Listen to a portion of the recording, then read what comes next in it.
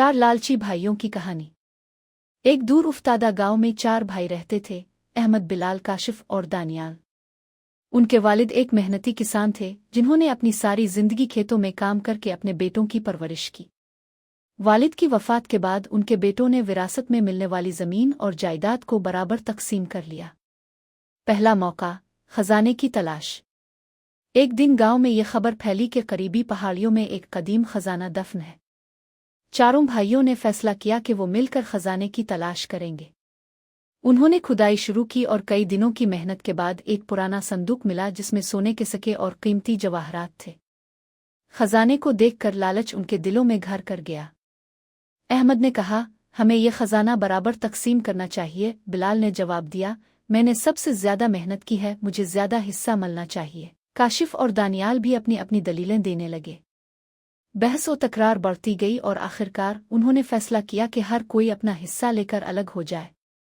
दूसरा मौका, तिजारत में लालच। अहमद ने अपने हिस्से से तिजारत शुरू की। शुरू में इसने ईमानदारी से काम किया और मुनाफा कमाया, लेकिन जल्द ही इसने मुनाफा बढ़ाने के लिए नाकिस माल बेचना शुरू कर दिया। ग्राहकों ने शिकायतें करना शुरू की और उसकी साख खराब हो गई।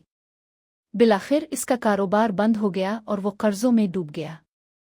तीसरा मौका, जुआ और नुकसान। बिलाल ने अपने हिस्से से जुआ खेलना शुरू किया।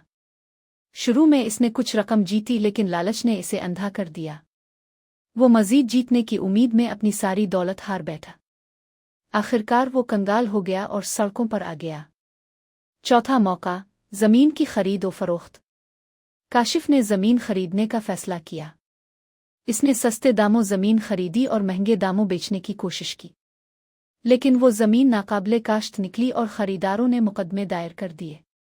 काशिफ को न सिर्फ माली नुकसान हुआ बल्कि कानूनी मसाइल का भी सामना करना पड़ा।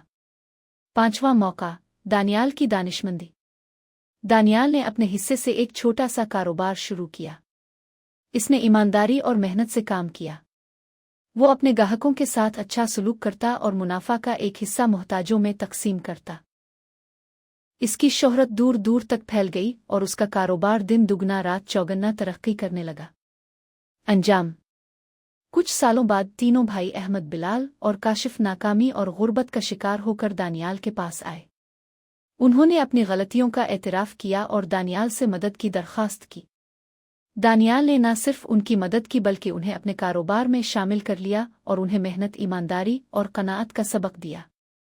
नतीजा, लालच इंसान को अंधा कर देता है और तबाही की तरफ ले जाता है, जबकि ईमानदारी, मेहनत और कनाअत कामयाबी की कुंजियां हैं।